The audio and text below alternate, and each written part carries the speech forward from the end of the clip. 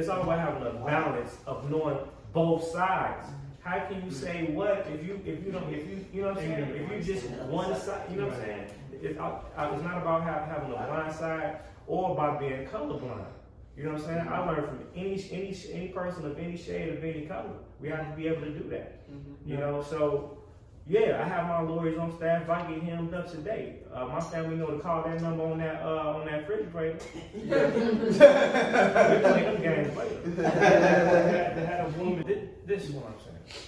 We have some people that are crazy, right? This information can turn you crazy. You know what I'm saying? So all these big name people that like I could probably tell you a personal experience about them all. You know what I'm saying? And so you saying that lady was probably a little crazy? She was a little extreme. She was off the top. I don't know. That's I never. She was very. If you really pay attention, even without knowing her, if you pay attention to like what she said her background is, and then the whole situation when things hit the fan, where it's a guy that pretty much got locked up or whatever, because during this time they was telling everybody to like, hey, everything is paid for. Blah, blah, blah. Just use your social security number as your bank account. You know what I'm saying? Everybody's trying to access the Federal Reserve and all this stuff. So you had people. You had one particular guy that went big with a white guy, and he ended up getting like $1 million CD from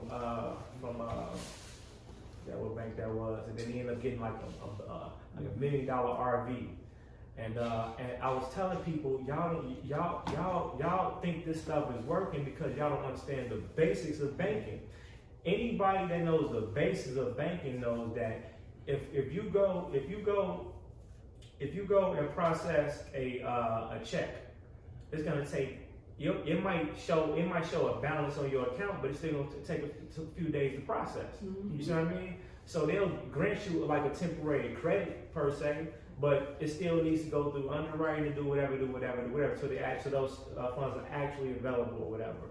So what he tried to do is, so the funds were posted to pre-posted to the CD, and he tried to pretty much break the contract for the CD. It took, of course, as a penalty to come out the CD early. So it was like half of that, maybe $500,000 or whatever. And that's what he used that, I think, to get the RV. So now you did that. So you did bank fraud. So you did bank fraud to acquire a certain amount of money now, and then you actually acquired an asset. You know what I'm saying? And that's why you got locked up. You know what I'm saying? Well, the whole information that they put out there was that you have a certain dollar amount attached to you. So basically, you take it from yourself, or whatever that you have contracted with the government. I get it. Right. And this is where, man, I went down that rabbit hole too. You know what I'm saying? And this is what I realized. I realized that these manuals and this information is allowed to be out there for us to run and jump on it. Right. You know what I'm saying? The science this is a lifestyle. This forever educational process.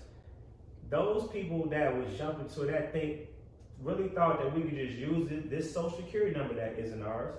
It tells you on the back of the contract of the social security card. It says it on the back of your social security card. Right. This does not belong to you. You have to return it to us if we ask for it. This was never your property. Right. It was just something created to keep track of you. Right. So every time you open up a bank account, they know. Right. Every time they know because you use that. But if we use our own 9-digit number, which is our foreign EIN numbers, that's not attached to the social, they don't know nothing. Gotcha.